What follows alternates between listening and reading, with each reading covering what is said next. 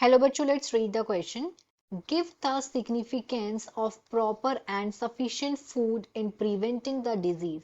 Question में कि हमें यहाँ पे significant बताना है proper और sufficient food को prevent करना disease के लिए. तो question का देखते हैं key concept. Key concept of this question is food borne disease. सबसे पहले हम मतलब समझते हैं कि फूड बोर्न डिजीज का मतलब क्या होता है. तो ऐसी बीमारियां, डिजीजेस विच आर कॉज्ड, ऐसी बीमारियां जो कि होती हैं कंटामिनेटेड फूड की वजह से, which are caused by contaminated food. जो कंटामिनेटेड फूड को मतलब गंदे खाने को कंज्यूम करने की वजह से जो बीमारियां होती हैं उनको बोलते हैं फूड बोर्न डिजीज. इसीलिए जो फूड है, जो खाना है, उसको साफ सफाई से, उसको प्रॉपर तरीके से रखना जरूरी है. अब ऐसी हम बीमारियों के एग्जाम्पल्स देखते हैं कि कौन सी बीमारियां हैं जो गंदे खाने को खाने की वजह से हो जाती है. एक तो हो गया कॉलेरा.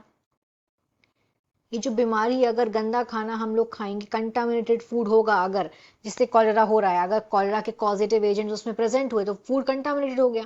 फिर उस फूड को इंटेक कर लेंगे तो वो पर्सन इससे इन्फेक्टेड हो जाएगा. टाइफॉइड.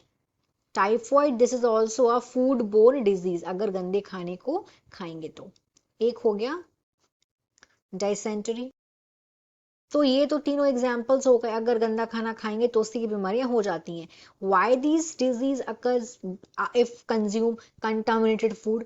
क्योंकि बीमारियां कॉज हो रही हैं जो जर्म प्रेजेंट होता है कंटामिनेटेड फूड में. साथ में अगर जो खाने को प्रॉपर तरीके से, क्या बोला गया है, significance of proper and sufficient of in preventing, मतलब अगर खाने को प्रॉपर हम लोग कंटामिनेटेड फूड नहीं खाएंगे और कंटामिनेटेड फूड खाएंगे और खाने को कहीं भी अगर डिस्पोज कर दिया जाएगा तो इसकी वजह से ना सिर्फ फूड बोर्न डिजीज होंगी बल्कि वेक्टर बोर्न डिजीज भी होंगी.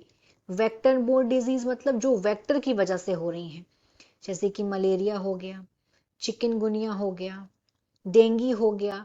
ये सारे के सारी जो बीमारियां हैं, इसके कॉजेटिव एजेंट को ट्रांसफर करने का काम वेक्टर कर रहे हैं, मच्छर कर रहा है.